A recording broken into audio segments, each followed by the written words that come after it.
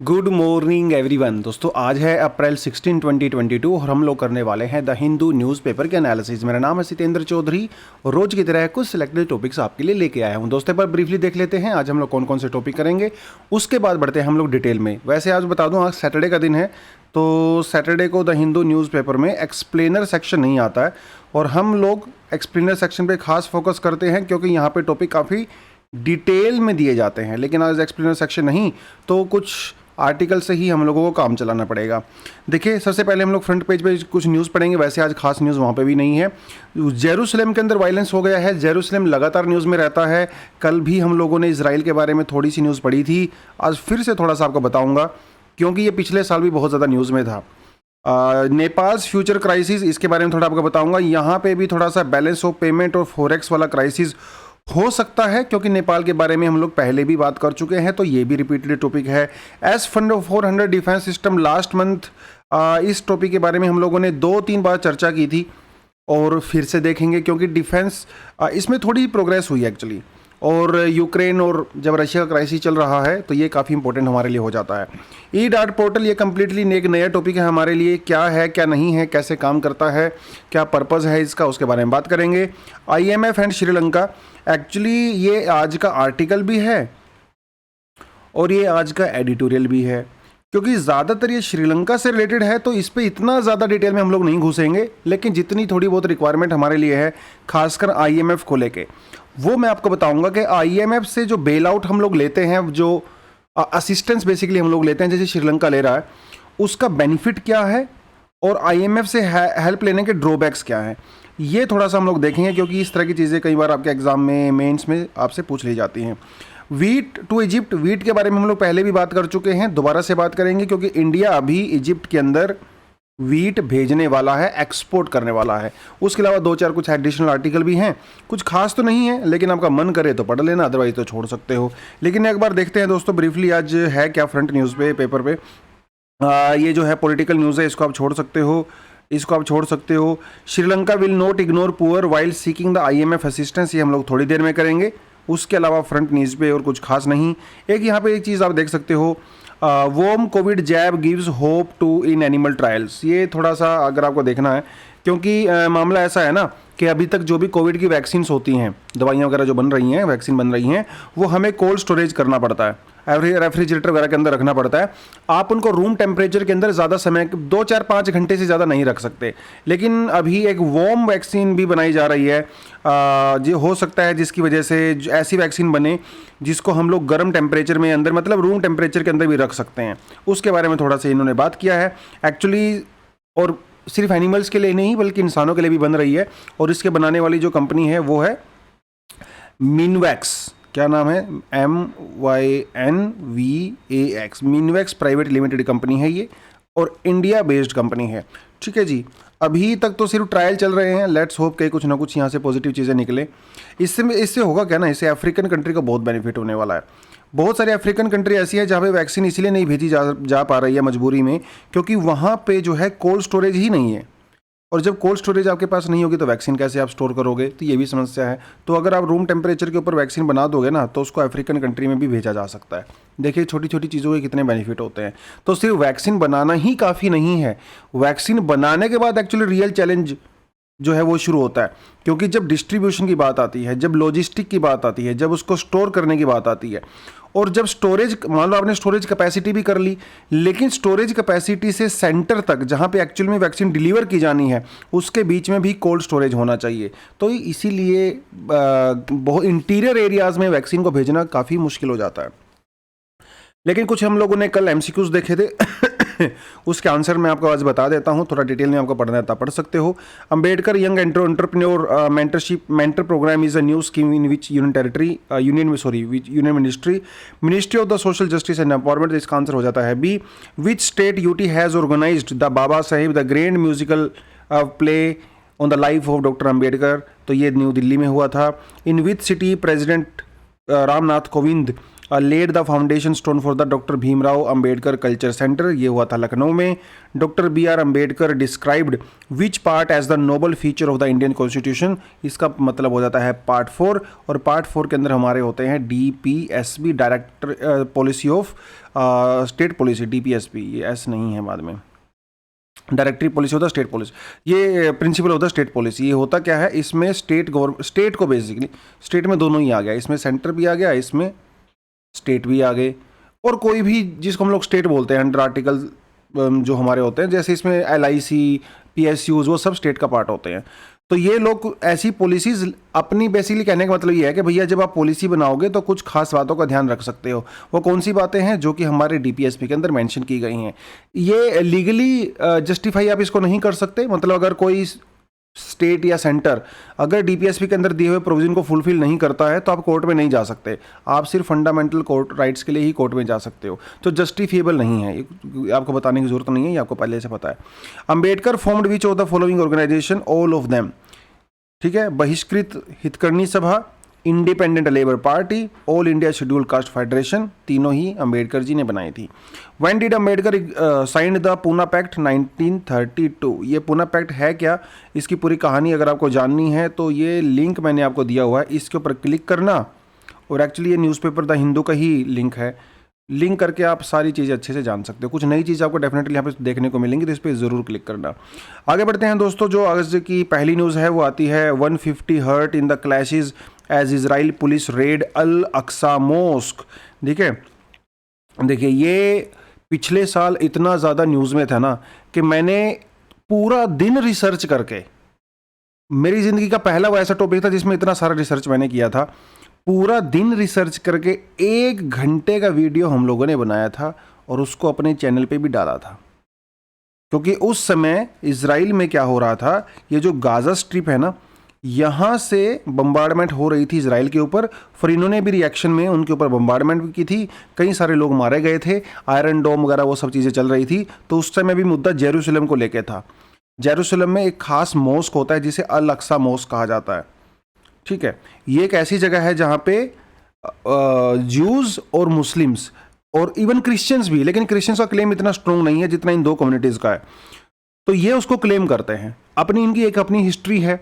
मोहम्मद साहब ने भी यहाँ पे विज़िट किया था, और जूस के जो लाइक जहाँ से ओरिजिनेट हुआ था, अब्राहिमिक रिलीजन है, यू नो वेरी वेल, कि उनकी हिस्ट्री यहाँ से जुड़ी हुई है, तो इसको क्लेम करते हैं। ये लैंड थोड़ा सा आपको मैं दिखा देता हूँ, देखिए। तो ये जो आपको ये नज़र आ रहा है ना, इतना सारा ये कंपाउंड जो नज़र आ रहा है, इस पूरे कंपाउंड को बोला जाता है टेम्पल माउंट। तो ज्यूज इसको टेम्पल माउंट बोलते हैं और मुस्लिम्स इसको हरम अल शरीफ बोलते हैं, इस पूरी जगह को। यहाँ पे 2-3 चीज़ें हैं। एक चीज़ तो ये है, बीच में आपको लिखा डोम ऑफ द रॉक, और एक ये है जिसको कहा जाता है अल अक्सा मॉस्क। तो ये जो साइड में आपको नज़र आ रहा है, ये अल अक्सा मॉस्क है।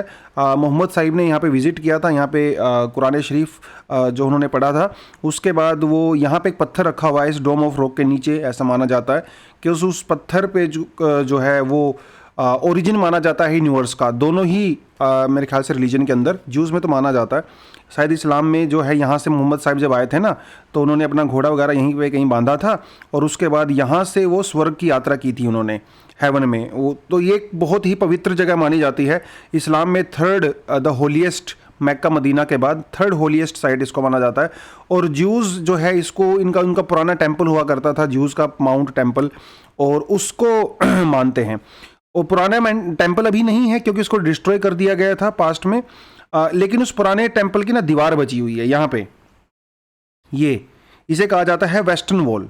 और ये जो आपको लोग नज़र आ रहे हैं, ये छोटी छोटी डॉट्स नज़र आ रहे हैं, एक्चुअली ये लोग हैं। और ये ज्यूज़ क्या करते हैं, इस दीवार के पास जाके यहाँ पे प्रे करते हैं। ये जो सब ना अपने अब लोग नज़र आ रहे होंगे यहाँ पे, तो ये प्रे करते हैं। और इसके अंदर जो है वो ज्यूज़ को जाना अलाउड नहीं है, लेकिन इसको जो सिक्योरिटी जो वगैरह जो कंट्रोल किया जाता है वो सारा इजराइल के द्वारा किया जाता है, क्योंकि 1967 में इसको, इस पूरे रीजन को इजराइल ने कैप्चर कर लिया था, ईस्ट जेरूसलम को। लेकिन इसकी जो मेंटेनेंस वगैरह की जाती है पूरे कंपाउंड की, वो की जाती है जॉर्डन के द्वारा। ठीक है, तो ये कुछ चीज़ें आपको अगर पता होनी चाहिए तो आप देख सकते हो। तो ये है जेरूसलम, ठीक है। ये वेस्ट बैंक, ये पूरा वैसे तो इसराइल के कंट्रोल में ही है। पैलेस्टीन पॉपुलेशन यहाँ पे मेजोरिटी में रहती है। और जेरूसलम सिटी में भी 2 सिटी होते हैं, वैसे तो 4 कंपाउंड होते हैं इसके, बट ईस्ट और वेस्ट में इसको बेसिकली डिवाइड किया जाता है। और सभी के ऊपर लगभग इसराइल का ही कंट्रोल है, मोर और लेस।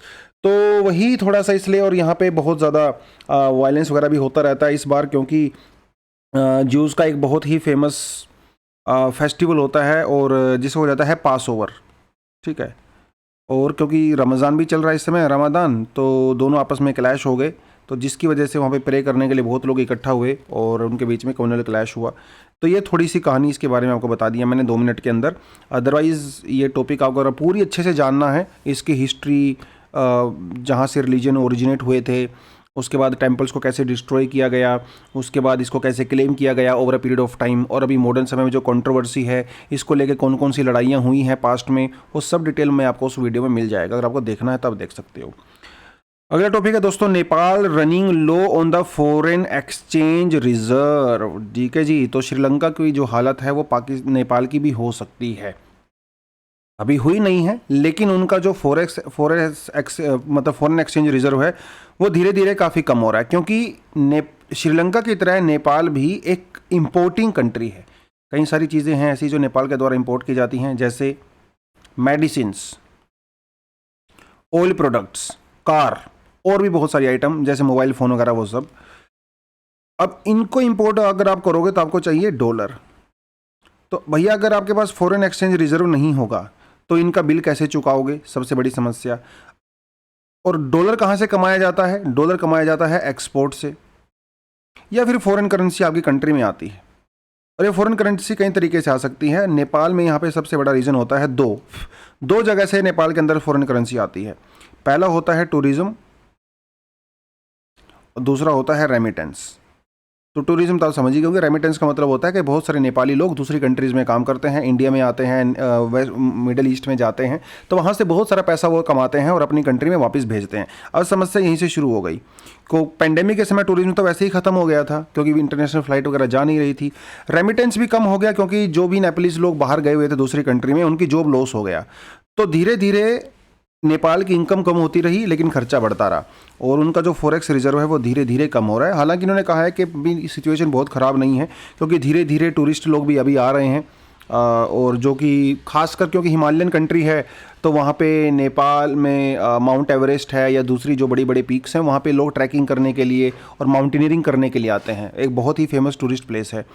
और अभी क्योंकि दूसरी कंट्रीज़ में भी इकॉनमी धीरे धीरे ओपन होना शुरू हो गया है, तो वहाँ पे भी थोड़ा बहुत रेमिटेंस आने लगा है। अभी पैनिक की सिचुएशन नहीं है, लेकिन चलो कोई बात नहीं। तो that was the whole news about the Nepal. India gets S-400 training equipment. देखिए इंडिया को जो S-400 सिस्टम, डिफेंस सिस्टम, लोगों रशिया से बेसिकली इसको इंपोर्ट कर रहे हैं, मंगवा रहे हैं। और ये दुनिया का इस समय अपनी तरह का एक सबसे एडवांस जो है वो एक डिफेंस सिस्टम माना जाता है।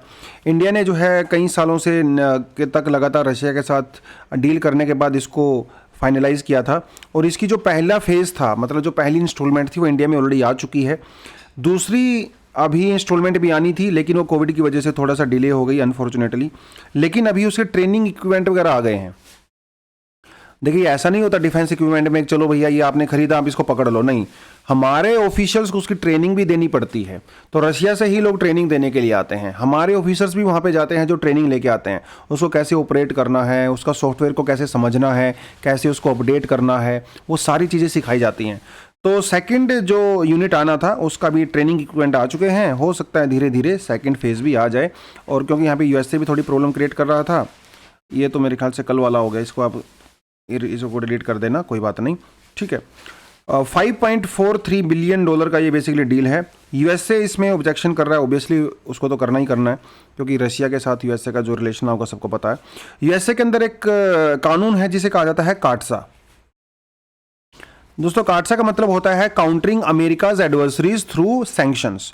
तो इसका मतलब ये हुआ कि जो भी कंट्री अमेरिका के इंटरेस्ट के खिलाफ काम करेगी, अमेरिका उनके ऊपर सैंक्शंस लगा सकता है, और ये वहाँ पे प्रॉपर कानून है। अभी अमेरिका के सामने समस्या ये है कि वो इंडिया के ऊपर सैंक्शन लगाए तो लगाए कैसे, कानून के तहत तो लगाना पड़ता है, लेकिन इंडिया के खिलाफ सैंक्शन लगाएगा तो उनका एक डिफेंस पार्टनर भी हैं और स्ट्रेटेजिक पार्टनर भी हैं, तो एक तरफ कुआं है दूसरी तरफ खाई है। अभी तक काटसके में हम लोगों को एग्जाम्पशंस दिया गया था, लेकिन S-400 अगर पूरी तरह से इंडिया को डिलीवर हो जाएगा तो वी नेवर नो कि वो मिलेगा कि नहीं मिलेगा। वैसे चाइना ऑलरेडी S-400 सिस्टम को यूज़ कर रहा है, और इंडिया में जो पहला इंस्टॉलमेंट आया था वो ऑलरेडी हम लोगों ने पंजाब बॉर्डर के ऊपर उसको तैनात भी कर रखा है, राइट। तो ये थोड़ा बहुत अगर आपको इसके बारे में पढ़ना है तो आप डेफिनेटली पढ़ सकते हो। वेस्टर्न कंट्री में इसको S-400 ट्रायम्फ सिस्टम बोला जाता है। ये मोबाइल सिस्टम है। मोबाइल का मतलब ये है कि आप इसको ट्रक पे रख के कहीं भी लेके जा सकते हो, इसको एक जगह फिक्स करने की ज़रूरत नहीं है। Surface to air missile system है। अगर आपकी कंट्री की तरफ कोई मिसाइल आती है तो एक समय में 300 से ज़्यादा टारगेट को ट्रैक कर सकता है ये, और 80 से ज़्यादा टारगेट को एक साथ में एंगेज कर सकता है। मतलब अगर चाइना की तरफ से अगर 20, 30, 50 मिसाइल इंडिया की तरफ आती हैं तो इसको एक्टिवेट कर दो, अपने आप ही हैंडल कर लेगा। ऐसा माना जाता है कि ऐसा करता है ये। और वो सारी चीज़ें हैं, बाकी आप पढ़ लेना यहाँ पे, क्योंकि ये टॉपिक पुराना है, नया तो नहीं है। EDAR portal to speed up accident compensation claims. देखिए कई बार क्या होता है, जब किसी का एक्सीडेंट हो जाता है तो उसको बहुत समय लग जाता है कंपनसेशन लेने के लिए। क्यों? क्योंकि हमारे यहाँ पे बहुत सारे डिपार्टमेंट होते हैं जो उसमें एंगेज होते हैं। हमारे यहाँ पे ट्रैफिक वाला डिपार्टमेंट होता है भैया, हमारे यहाँ पे फिर पुलिस डिपार्टमेंट अलग से आता है, फिर हमारे यहाँ पे जुडिशरी डिपार्टमेंट अलग से आता है, हमारे यहाँ पे मेडिसिन मतलब डॉक्टर्स वगैरह अलग से आते हैं, और भी बहुत सारे डिपार्टमेंट। ये सब डिपार्टमेंट क्लियरेंस देते हैं। ट्रैफिक वाला बताता है कि भैया ये गाड़ी चोरी की नहीं थी, पुलिस बताती है कि हाँ भैया इस आदमी की कोई गलती नहीं थी, जुडिशरी पूरे के पूरी चीज़ों को देखती है, डॉक्टर्स बताते हैं कि हाँ कितना चोट लगा है कितना। तो ये सभी का कॉम्बिनेशन होने के बाद बेचारे जिस बंदे का एक्सीडेंट हुआ है उसको 1-2 साल के बाद कंपनसेशन मिलता है। तो प्रोसेस बहुत कॉम्प्लेक्स है। इस कॉम्प्लेक्सिटी को दूर करने के लिए एक सिस्टम हम लोगों ने, पोर्टल है बेसिकली, एक पोर्टल मतलब एक वेबसाइट होती है, इसका नाम है EDAR, इसको लॉन्च किया है, जिसमें हम लोग क्या करने वाले हैं, इन सारे डिपार्टमेंट को आपस में मर्ज करने वाले हैं। और जैसे ही कोई रोड एक्सीडेंट होगा तुरंत के तुरंत उस रोड एक्सीडेंट की जो फोटोज़ वगैरह होंगी वो सब वहाँ पे अपलोड कर दी जाएंगी। पुलिस भी वहाँ पे जल्दी से जल्दी आ जाएगी, पुलिस अपना रिकॉर्ड वहाँ पे डाल देगी। तो बेसिकली सारा रिकॉर्ड जब एक ही प्लेटफॉर्म पे हो जाएगा तो उस आदमी को जब कंपनसेशन दी जाती है तो काफ़ी फास्ट हो जाएगा, ठीक है। उसके लिए बेसिकली ये पूरा प्रोग्राम चलाया गया है, ताकि जल्दी से जल्दी 2-4 महीने के अंदर, 2 महीने में भी नहीं बल्कि 10-15 दिन के अंदर आपको कंपनसेशन मिल जाए और आपको राहत की सांस मिले। उसके लिए जो है ये EDAR प्रोग्राम चलाया गया है, और इसमें तो खास कुछ है नहीं, बाकी आपको देखना है। तो इसको बेसिकली चला कौन रहा है, इसको डेवलप किया गया है the ministry of roads transport and highway, इसे कहा जाता है MORTH, ministry of road transport and highway, ठीक है जी। बस ये थोड़ा बहुत आपका पता होना चाहिए। इससे पहले भी एक्चुअली हमारे पास एक सिस्टम तो है, लेकिन वो इतना कामयाब नहीं। उस सिस्टम का नाम होता है integrated road accident database, integrated road accident database. तो ये पुलिस के पास होता है बेसिकली, जितने भी रोड एक्सीडेंट वगैरह के आसपास होते हैं, जिस पुलिस स्टेशन के अंदर में वो एरिया आता है, सबके पास होता है। तो अभी हम इसको लोग इंटीग्रेट करने वाले हैं EDAR के साथ, ठीक है। थोड़ा बहुत आपको इसके बारे में पता होना चाहिए। अगली जो न्यूज़ है दोस्तों वो है Egypt to import wheat from India. देखिए अपना 80% से ज़्यादा वीट इजिप्ट जो है वो यूक्रेन से और रशिया से मंगवाता था, लेकिन वहाँ पे तो भैया चल रही है लड़ाई, तो वहाँ से तो आना पॉसिबल नहीं है। तो इजिप्ट जो है अपने ऑप्शंस ढूंढ रहा है, और सबसे बढ़िया ऑप्शन उसको नज़र आता है यहाँ पे अभी इंडिया। अभी तक इंडिया से वीट का ज़्यादा एक्सपोर्ट हम लोग नहीं करते हैं, क्योंकि बहुत सारी कंट्रीज़ इंडिया के वीट को बहुत हाई क्वालिटी वीट कंसिडर नहीं करती हैं, लेकिन अभी तो मजबूरी है। तो इजिप्ट से को हम लोग करने वाले हैं अपनी वीट को एक्सपोर्ट, ठीक है। वो यहाँ पे थोड़ा सा न्यूज़ में था। और दूसरी कंट्री के साथ भी बातचीत चल रही है, जैसे यमन, अफगानिस्तान, इंडोनेशिया वगैरह के साथ, उनके साथ भी कर सकते हैं। तो वीट के बारे में थोड़ा बहुत आपको पता होना चाहिए ज्योग्राफी के पर्सपेक्टिव से। हाँ, अगर हम लोग क्रॉपिंग पैटर्न की बात करते हैं, इंडिया में 3 तरह के क्रॉपिंग पैटर्न होते हैं, राबी, ज़ैद और खरीफ। राबी, ज़ैद और खरीफ। तो वीट हमारी एक राबी क्रॉप होती है, और जितनी भी हमारी राबी क्रॉप होती हैं बेसिकली विंटर क्रॉप्स होती हैं, ठीक है जी। विंटर क्रॉप होती हैं, मतलब विंटर में लगाया जाता है और समर में काटा जाता है, तो उसको बोलते हैं। खरीफ की जो हमारी क्रॉप होती है बेसिकली वो हमारी मॉनसून क्रॉप्स होती हैं, जो कि मॉनसून के समय में जैसे आपका मेज़, राइस, ज्वार, बाजरा, मूंग, वो सब चीज़ें होंगी, कॉटन वगैरह। और यहाँ पे आपका जो है वीट, बार्ली, पीस, ग्राम, मस्टर्ड वगैरह सब आता है। और इसके बीच का जो समय होता है उसको हम लोग ज़ैद बोलते हैं, ठीक है। खरीफ और इसके बीच में जैसे वाटरमेलन, मस्क मेलन, कुकुम्बर आजकल जो चल रहा है बेसिकली, ठीक है। इसके बाद थोड़ा सा जो चलेगा अप्रैल के महीने के बाद से, उसको इस तरह से कह सकते हो आप। तो ये थोड़ा सा को पढ़ना है तो आप उसको पढ़ सकते हो। वीट के लिए कौन कौन सी क्लाइमेटिक कंडीशंस की रिक्वायरमेंट होती है वो थोड़ा मैंने दिया हुआ है आपको यहाँ पे, ठीक है। वीट जो है वो एक टेम्परेट क्रॉप है, इसे कूल क्लाइमेट चाहिए जब हम इसको सो करते हैं, मतलब इसको जब बोया जाता है, लेकिन इसको काटते समय हमें टेम्परेचर थोड़ा सा ज़्यादा चाहिए। Wheat requires 75 centimetre of the temporarily time wet distributed rainfall, ठीक है। तो थोड़ा बहुत इसको रेनफॉल चाहिए, जितना राइस को चाहिए उसके कंपैरिजन में तो बहुत कम चाहिए, लेकिन फिर भी ठीक ठाक चाहिए इसको। 100 centimetre rainfall is the highest limit. 100 centimetre से ज़्यादा अगर आप वीट को पानी दोगे तो वो सड़ जाएगी, ख़राब हो जाएगी, ठीक है जी। खरीफ क्रॉप है, पंजाब हरियाणा वगैरह में इसको जो है विंटर वीट बेल्ट भी बोला जाता है। Light drizzle and the cloudiness, जैसे विंटर में जो हमारी वेस्टर्न डिस्टर्बेंस होती है वो काफ़ी ज़्यादा अच्छी होती है वीट के लिए, और इस बार वेस्टर्न डिस्टर्बेंस नहीं हुआ तो इसी वजह से वीट की जो ओवरऑल प्रोडक्शन है वो भी कम हुई है, अगर आप हरियाणा पंजाब की बात करो, क्योंकि उस समय ठंडी तो ठीक ठाक सी थी लेकिन बारिश नहीं हो पाई थी, और इसी वजह से अप्रैल के महीने में, मार्च के महीने में इतना टेम्परेचर भी बहुत ज़्यादा है, क्योंकि उस समय वेस्टर्न डिस्टर्बेंस नहीं आया। तो थोड़ा बहुत अगर आपको इसके बारे में पढ़ना है दोस्तों तो वो भी आप इसको पढ़ सकते हो, ठीक है जी। चलिए, तो ये तो शायद दोबारा रिपीट हो गया होगा। हाँ जी, Sri Lanka will not ignore poor, finance minister ने कहा है। तो ये आर्टिकल दिया है श्रीलंका के बारे में, और आज का जो एडिटोरियल सेक्शन है वो भी है श्रीलंका के बारे में। तो दोनों चीज़ों को बेसिकली हम लोग मर्ज करके यहाँ पे देख सकते हैं। बात यह है कि क्योंकि श्रीलंका अभी अपन डिफ़ॉल्ट हो गया है, उसने डिफ़ॉल्ट डिक्लेयर कर दिया है, तो इसका मतलब ये है कि श्रीलंका ने सीधा एक्सेप्ट कर लिया है कि भैया हम लोगों को अपना कर्जा चुकाने के लिए हम लोग नहीं चुका पाएंगे बेसिकली। तो उसके लिए क्या उसके पास ऑप्शन बचता है? ऑप्शन बचता है IMF, इंटरनेशनल मॉनेटरी फंड। तो इसके पास जाओगे तो आपको बेल आउट करेगा, ठीक है। लेकिन जो आज का एडिटोरियल अगर आप पढ़ोगे ना तो उसमें आपको एक चीज़ मिलेगी, यहाँ पे IMF से जो हेल्प ली जा रही है उसको क्रिटिसाइज किया गया है, लेकिन मजबूरी है क्योंकि और बेटर ऑप्शन नहीं है। श्रीलंका ने जिसके पास जितने भी ऑप्शन थे वो सब उसने करके देख लिए, लेकिन जब कहीं से भी काम नहीं चल रहा है तो लास्ट रिजोर्ट बोला जाता है। लास्ट रिजोर्ट, जैसे RBI को लास्ट रिजोर्ट बोला जाता है ना, ऐसे ही IMF को भी लास्ट रिजोर्ट बोला जाता है। लेकिन जब आप IMF से लोन लेते हो या उससे बेल आउट लेते हो तो वो सारे का सारा फ्री में नहीं आता है, टर्म्स एंड कंडीशंस होती हैं, वो अगर आप फुलफिल करोगे तभी IMF आपकी हेल्प करता है। और इसी लोन की जो कंडीशंस होती हैं या IMF जो हेल्प करता है, इसको काफ़ी ज़्यादा क्रिटिसाइज भी किया जाता है और कुछ लोग इसको सपोर्ट भी करते हैं। वो टर्म्स एंड कंडीशंस क्या है वो हमें थोड़ा सा पता होना चाहिए। देखिए यहाँ पे आपको दिखा देता हूँ, हालांकि आर्टिकल पढ़ोगे तो वहाँ पे आपको चीज़ें मिल जाएंगी। जैसे कौन सी कंडीशन होती हैं, पहली बात आपको ये पता होना चाहिए कि जो IMF है यहाँ पे वेस्टर्न कंट्रीज़ का ज़्यादा डोमिनेशन रहता है, क्योंकि IMF को बाद में जब सेकेंड वर्ल्ड वॉर हुआ था उसके बाद ही बनाया गया था, है ना, वो सारी चीज़ें, Bretton Woods and all that. तो वेस्टर्न कंट्रीज़ ने अपने एजेंडा को फुलफिल करने के लिए इस तरह की एजेंसीज बनाई थी। तो यहाँ पे ज़्यादा control UK, USA, Japan, Germany, इन कंट्रीज़ का रहता है। जर्मनी के तो काफ़ी कम है, बट इन 3 कंट्री का ज़्यादा है। सो कौन कौन सी कंडीशन लगाई जाती हैं जब IMF किसी भी कंट्री को लोन देता है? तो ऐसा पहली बार तो नहीं हो रहा है, 1991 में इंडिया के साथ भी यही हुआ था। वो कंडीशन उसने इंडिया के साथ भी रखी थी जो अभी वो श्रीलंका के ऊपर अप्लाई करने वाला है। तो पहला कंडीशन होता है रिड्यूसिंग गवर्नमेंट बोरोइंग। तो श्रीलंका की हालत खराब इतनी हुई क्यों है, उसके पीछे रीज़न जानने की ज़रूरत है। उसके पीछे रीज़न दोस्तों यही है कि श्रीलंका की सरकार की इनकम कम है और खर्चा ज़्यादा है, एक्सपेंडिचर ज़्यादा है। तो सीधी सी बात है, अगर आपको एक्सपेंडिचर कम करना पड़ेगा तो जितनी चादर है ना उतनी ही तो पैर पसारने पड़ेंगे। तो श्रीलंका की इनकम तो कम है, लेकिन श्रीलंका में आपको पता है एजुकेशन ऑलमोस्ट फ्री है, लगभग free education, universal health care का सिस्टम है श्रीलंका के अंदर।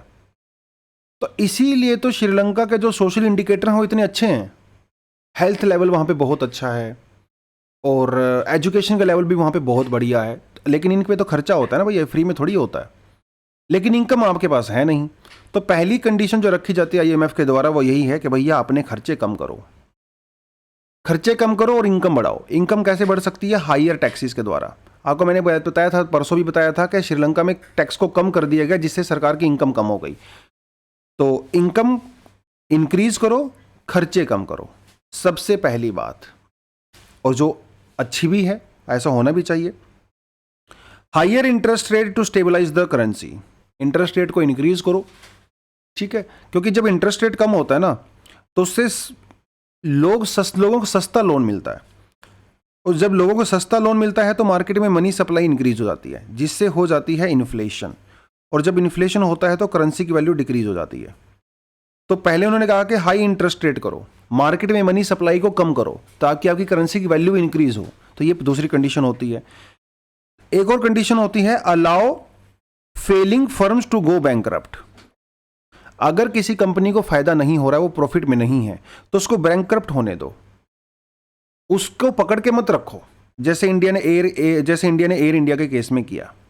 एयर इंडिया बहुत सालों से जो है बैंकरप्सी में की हालत में थी, लेकिन सरकार उसको जबरदस्ती ढो रही थी, उसके ऊपर खर्चा कर रही थी, पैसा वहां से एक भी नहीं आ रहा था प्रॉफिट के नाम पे। तो फाइनली सरकार ने क्या किया, एयर इंडिया को बेच दिया। 1990s के दौर में भी बहुत सारी कंपनीज को बेचा गया, प्राइवेट सेक्टर को दे दिया गया, क्योंकि वो पैसा नहीं कमा रही थी। श्रीलंका के अंदर भी जो मोस्टली इंडस्ट्री है वो वहाँ के सरकारी कंट्रोल में है और उनको पैसा भी नहीं कमा रही हैं। तो ऐसी कंपनीज को क्यों ना प्राइवेट सेक्टर को दे दिया जाए, जैसे इंडिया करता है, डिसइन्वेस्टमेंट करता है। तो ये भी कंडीशन होती है। तो इससे होगा क्या, इससे वहाँ पे प्राइवेटाइजेशन बढ़ेगा, और प्राइवेट सेक्टर की आपको हमेशा पता है कि एफिशिएंसी बेटर होती है गवर्नमेंट के कंपैरिजन में। सीधी सी बात है यार, इंसान का एटीट्यूड ही ऐसा होता है। गवर्नमेंट जॉब में जाने के बाद कोई काम करना ही नहीं चाहता।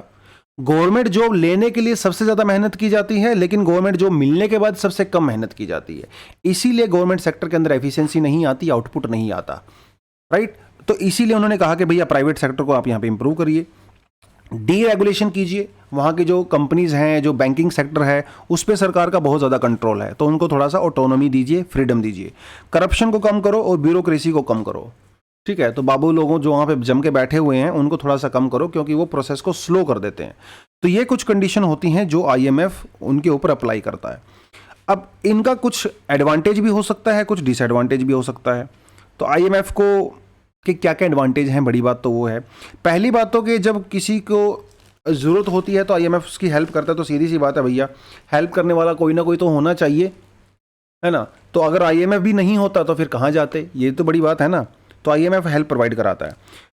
इट फिल्स डेफिसिट गैप, तो आपने जो मिसमैनेजमेंट किया है अपनी कंट्री में, उस मिसमैनेजमेंट को थोड़ा सा इंप्रूव कर सकता है। टेक्निकल सपोर्ट दे सकता है, असिस्टेंस दे सकता है। आपकी जो गवर्नमेंट पॉलिसीज वगैरह होती हैं, इकोनॉमिक पॉलिसीज, उनको बनाने के लिए एक्सपर्ट्स की आपको हेल्प दे सकता है। The fact there is a lender of the last resort provides an important confidence boost to the investors, ठीक है। This is important during the current financial turmoil. अब आप ये समझ लीजिए, मान लो मैंने किसी कंट्री के अंदर, श्रीलंका के अंदर इन्वेस्ट किया है 100 करोड़ रुपए। वैसे तो इतने करोड़ रुपए मुझे आज तक सपने में भी दिखाई नहीं दिए, बट स्टिल मान लो मैंने श्रीलंका के अंदर 100 करोड़ रुपए इन्वेस्टमेंट किया है, और अगर मुझे पता है कि ये मेरा पैसा सेफ है, तभी तो इन्वेस्ट करूंगा ना, अदरवाइज तो इन्वेस्ट नहीं कर सकता। मुझे पता है कि बाई चांस अगर श्रीलंका बिल्कुल बर्बाद हो गया तो आईएमएफ उसकी हेल्प कर सकता है, फिर भी मेरी इन्वेस्टमेंट थोड़ी बहुत सेफ है। लेकिन अगर आईएमएफ भी नहीं होता तो मेरी इन्वेस्टमेंट पे बहुत ज़्यादा रिस्क हो जाता और मैं इन्वेस्ट नहीं करता। तो आईएमएफ की वजह से इन्वेस्टमेंट भी बढ़ता है कंट्रीज़ के अंदर। Countries are not oblige to take the IMF loan. और दूसरी बात यह है कि कंट्री को मजबूरी नहीं है आईएमएफ के पास जाना, मत जाओ भैया, है ना। दूसरे रास्ते जब बंद हो जाते हैं तभी तो आईएमएफ जाते हैं। जब तक दूसरे रास्ते खुले हैं तब तक तो कोई भी नहीं जाता है ना। लेकिन इसके बहुत सारे डिसएडवांटेज भी हैं आईएमएफ के। क्या है? Too much too little intervention. या तो आईएमएफ बिल्कुल भी इंटरफेयर नहीं करता, और जब करता है तो भैया हद से ज़्यादा कर देता है। ये बड़ी समस्या है यहाँ पे, ठीक है। Creates moral hazard. तो सीधी सी बात है, जो कंट्रीज़ हैं, जैसे ये ग्रीस में हुआ, इटली में हुआ, अब उनको पता है कि भैया आईएमएफ तुम्हारी हेल्प कर ही देगा, है ना। तो वो अपनी जो फाइनेंसिंग को मिसमैनेजमेंट भी कर देता है कई बार, क्योंकि पता है ना कि हेल्प करने के लिए कोई ना कोई आ जाएगा। तो ये थोड़ी सी समस्या यहाँ पे है। There is also criticism of the new liberal policy such as the privatisation. तो जो प्राइवेट कंपनी है, यूएसए, यूके, कनाडा, वो सब कंपनीज, इनका कहना है कि वो उनको ज़्यादा सपोर्ट करता है। तो आईएमएफ जो भी डिसीजन लेता है बेसिकली वो वेस्टर्न कंट्री के हित में लेता है, ऐसा भी आरोप लगाया जाता है आईएमएफ के ऊपर, जो कि काफ़ी हद तक सही भी है वैसे तो। IMF has been criticized for the imposing policy with little or no consultation with the affected country, ठीक है। तो अभी आप देख लीजिए कि जो ये डील होने वाली है श्रीलंका के बीच में और आईएमएफ के बीच में, इसमें श्रीलंका के आम आदमी को, एनजीओज़ को, सिविल सोसाइटी की कोई कंसल्टेशन नहीं ली गई है ना। ये कंट्रीज़ और कंट्रीज़ के बीच में डायरेक्ट होता है, पॉलिटिशियंस के बीच में होता है, और यहाँ पे ट्रांसपेरेंसी भी नहीं होती है। बेसिकली बहुत सारी चीज़ें सीक्रेट रखी जाती हैं। और आईएमएफ ने पास्ट में कई सारे डिक्टेटर्स को भी सपोर्ट किया है, जैसे ब्राज़ील में, अर्जेंटीना वगैरह के अंदर 1960-70s की बात कर रहा है। तो गिना चुना बेसिकली एक मिक्स मसाला है, कई बार बेनिफिट होता भी है, कई बार नहीं भी होता है। कुछ कंट्रीज़ को बेनिफिट मिला है, कुछ को बेनिफिट नहीं मिला है। जैसे अगर हम लोग बात करें 1990s में जो इंडिया में हुआ, इंडिया को डेफिनेटली इससे बेनिफिट हुआ, कई कंट्रीज़ को नहीं भी हो पाया। श्रीलंका ने, ऐसा नहीं है श्रीलंका आईएमएफ से पहली बार हेल्प ले रहा है भैया, कम से कम 19 टाइम्स श्रीलंका आईएमएफ से हेल्प ले चुका है, और जितनी बार भी श्रीलंका ने हेल्प लिया है उसके लिए नेगेटिव ही हुआ है। हालांकि इतने लार्ज स्केल पे उसने अभी तक हेल्प लिया नहीं, लेकिन थोड़ा बहुत हेल्प, जैसे 2019 में भी हेल्प लिया था, 2017 में भी लिया था, लेकिन वो थोड़ा बहुत 1 बिलियन, 2 बिलियन, 3 बिलियन, लेकिन इस बार हेल्प बहुत ज़्यादा हो जाने वाली है। तो ये कुछ चीज़ें थी आईएमएफ के बारे में। ये जो स्लाइड है थोड़ा नीचे रह गया, ये वीट वाली स्लाइड है बेसिकली, ठीक है, इसको भी आप पढ़ सकते हो। उसके अलावा तो और इस हमारे पास कुछ खास है नहीं था, आज के न्यूज़पेपर में इतना ही था दोस्तों। लेकिन एंड करने से पहले आपको मैं बताता चलूं कि हम लोग अपना करंट अफेयर का कोर्स भी हमने लोगों ने लॉन्च कर दिया है। अगर किसी स्टूडेंट को ज्वाइन करना है तो कर सकता है, जो इस साल के तैयारी कर रहे हैं प्रीलिम्स के लिए, एग्ज़ाम के लिए। इसकी जो फ़ीस हम लोगों ने रखी है, बहुत नॉमिनल सी फ़ीस रखी है, 8,000 के लगभग, 7,900, ठीक है। और आपकी हर सैटरडे को क्लास होगी 8 बजे से 11 बजे के बीच में। और कब से स्टार्ट होने वाला है? 7 मई से ये स्टार्ट होने वाला है। और आपको मंथली मैगजीन दिया जाएगा, पूरा कवरेज आपको मिलेगा। और ये इसकी जो अवेलेबिलिटी है कोर्स की, वो आपको रहेगी मेंस 2023 तक। तो चिंता करने की ज़रूरत नहीं है, सभी चीज़ों का यहाँ पे टेक केयर किया गया है। और हमारा फाउंडेशन कोर्स तो आपको पता ही है, उसके बारे में इन्फॉर्मेशन चाहिए तो व्हाट्सएप नंबर आपको दिया हुआ है, नीचे डिस्क्रिप्शन बॉक्स में लिंक आपको मिल जाएगा, उसके ऊपर क्लिक करिए और अपनी कोर्स का मजा लीजिए, अपनी प्रेपरेशन को बेटर बनाइए। आज की न्यूज़ में दोस्तों यही था। उसके अलावा कुछ एडिशनल आर्टिकल भी हमारे पास आपको नजर आएंगे। जॉबलेसनेस फ्यूलिंग द एक्सट्रीमिज्म, ये कौन कह रहा है? ये भैया कह रहे हैं मिस्टर कोनार्ड के संगमा जी। इनका कहना है कि भैया नॉर्थ ईस्ट के अंदर वायलेंस दोबारा से बढ़ रहा है, लेकिन इस बार जो वायलेंस करने वाले हैं वो पढ़े लिखे लोग हैं जो अनएम्प्लॉयड हैं, ठीक है, क्योंकि अनएम्प्लॉयड है ना, काम तो है नहीं, अब फ्री हैं बेचारे, तो क्या करेंगे? जो एनर्जी है शरीर के अंदर वो कहीं ना कहीं तो निकलेगी, लेकिन वो एनर्जी कैसे निकल रही है? वायलेंस के थ्रू निकल रही है। तो इनका ये कहना है। If harmed India will not spare anyone, says defence minister. तो राजनाथ सिंह जी गए हैं वॉशिंगटन में 2+2 मीटिंग करने के लिए, तो वहाँ पे उन्होंने बड़ी बड़ी बातें बोली हैं। अगर इंडिया को कोई डराएगा तो हम उसका भरपूर जवाब देंगे। किसी कंट्री का डायरेक्ट नाम नहीं लिया है, लेकिन उन्होंने इनडायरेक्टली चाइना को और पाकिस्तान को मैसेज दे दिया है कि अभी इंडिया कमज़ोर मत समझो भैया हमें, ठीक है, आप हमें 2 मारोगे तो हम आपको 4 मारेंगे, ये बेसिकली उन्होंने कहा है। Work in progress, India made वोम वैक्सीन, तो आपको मैंने बता ही दिया, बाकी आपको ये पढ़ना है पढ़ सकते हो, ये भी कोई खास नहीं है। हाँ, ये थोड़ा सा मुझे ठीक ठाक सा लगा था वैसे। China reduces reserve norm for the banks as economy slows. ये जैसे हमारी कंट्री में होता है ना हमारी कंट्री में क्या रहता है? हमारे कंट्री में रहता है SLR, ठीक है, और CRR, कैश रिजर्व रेशो और स्टैट्यूटरी लिक्विड रेशो।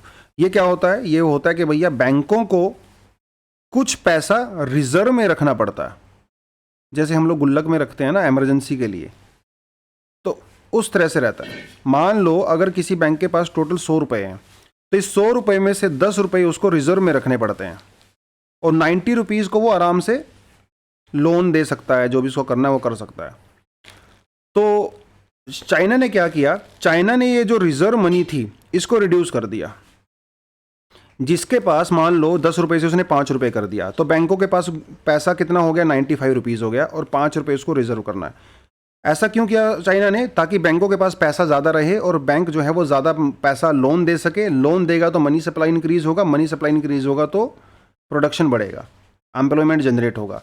ऐसा चाइना इसलिए कर रहा है क्योंकि चाइना में इस समय इकोनॉमी का जो ग्रोथ है वो थोड़ा सा कम हो गया है, तो इसलिए अपने कंट्री में मनी सप्लाई इंक्रीज़ करना चाहता है। मनी सप्लाई इंक्रीज़ होगा तो एम्प्लॉयमेंट वगैरह थोड़ा जनरेट होगा, ऐसा उसका मानना है, ठीक है। तो यही है थोड़ा इसके बारे में, और तो कुछ खास यहाँ पे था नहीं, ठीक है, इसको आप पढ़ सकते हो। बाकी तो आज यहीं पे ख़त्म करते हैं आज के एनालिसिस को। और लेकिन वीडियो एंड करने से पहले वीडियो को लाइक करना मत भूला करो यार, ठीक है। Good morning, good evening, thank you, जिस समय भी आप देखते हो, और फीडबैक ज़रूर दिया करो, हम लोग क्या क्या चीज़ें और यहाँ पे ऐड कर सकते हैं। कोशिश करता हूँ मैं कभी कभार MCQs ऐड करने का, जब मुझे लगता है कि किया जाना चाहिए, और मेंस के क्वेश्चन भी हम लोग कभी कभार लिखने की कोशिश करते हैं जब मुझे एक्चुअली प्रॉपरली लगता है कि यहाँ से एक बढ़िया क्वेश्चन बन सकता है। हमेशा एक क्वेश्चन नहीं बन पाता है, अनफॉर्चुनेटली मेंस का, बट कभी भी बनता है तो हम लोग करते ही हैं। तो इसी के लिए आज की एनालिसिस खत्म करते हैं दोस्तों। Thank you very much, all the best and जय हिंद।